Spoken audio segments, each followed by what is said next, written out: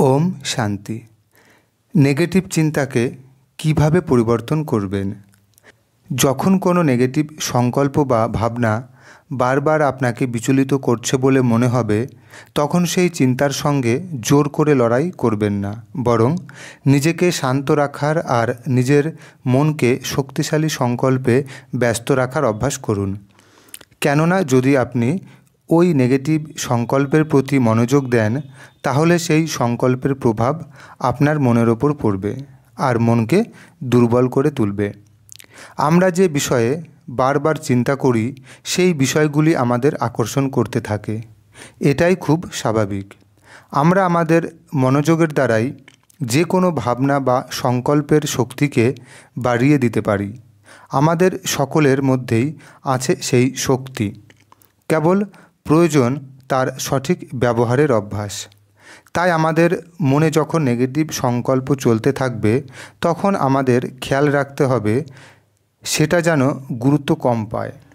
পরিবর্তে পজিটিভ আর সুন্দর চিন্তা বা দৃশ্যের কল্পনা অভ্যাস যেন যতটা সম্ভব বেশি হয়। উদাহরণস্বরূপ সত্যযুগের সিনারির কথা ভাবা যেতে পারে। সেখানকার রাজপ্রাসাদে দেবদেবীদের মতন সুন্দর আর পবিত্র জীবনযাপন করছি, সেখানের বাগানে দেবদেবীদের মতন বিচরণ করছি। আমিই সেই লক্ষ্মী বা আমিই সেই নারায়ণ। নিজেকে মনে মনে এরূপ ভাবা যেতে পারে।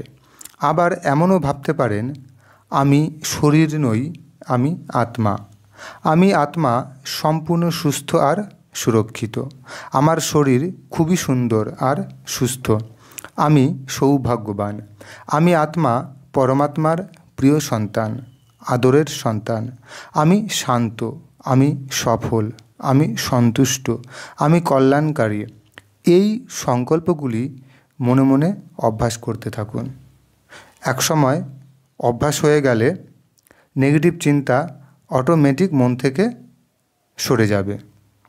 এই অভ্যাস অনেক সময় কঠিন মনে হবে, কিন্তু হেরে যাবেন না বা ধৈর্য হারাবেন না। কারণ পজিটিভ চিন্তার স্রোত যত আমাদের অবচেতন মনে চলতে থাকবে, ততই আমরা সুখ আর খুশির অনুভব করতে থাকব। এমন সময় মনকে বারবার বোঝানো উচিত, যদি আমরা সাহস না রাখি পজিটিভ চিন্তা করার, তাহলে নেগেটিভ চিন্তা আরও প্রবল হয়ে মনে বাসা বাঁধবে। তাই পজিটিভ চিন্তার অভ্যাস কখনোই ত্যাগ করা উচিত নয়। মনে রাখতে হবে, সেই সময়ের পরিস্থিতির বারবার চিন্তা করা সেই পরিস্থিতিকে কখনোই ঠিক করতে পারে না, বরং যেই পরিস্থিতি আমরা আশা করে থাকি সেই চিন্তারই প্রয়োজন। তাই যে কোনো পরিস্থিতিতেই নেগেটিভ চিন্তা করা উচিত নয়। এই অভ্যাসকে সহজ আর সরল করতে সাহায্য করে রাজযোগ মেডিটেশন, যার সাহায্যে আমরা পরমপিতা পরমাত্মার সাথে আমাদের মন আর বুদ্ধিকে যুক্ত করে শক্তি গ্রহণ করতে পারি। তখনই আমাদের সমস্ত নেগেটিভ চিন্তা পজিটিভে পরিবর্তিত হতে শুরু করবে। তাহলে আমরা আমাদের জীবনকে একটা সুন্দর ভবিষ্যৎ দিতে পারব।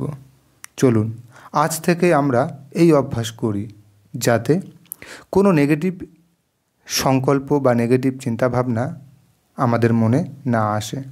আমরা সর্বদাই পজিটিভ চিন্তাভাবনা করি এবং আমাদের জীবনকে আরও সুন্দর করে তুলতে পারি। সবাই পরমাত্মার ছত্রছায়ায় ভালো থাকুন, সুস্থ থাকুন, সুরক্ষিত থাকুন। ধন্যবাদ।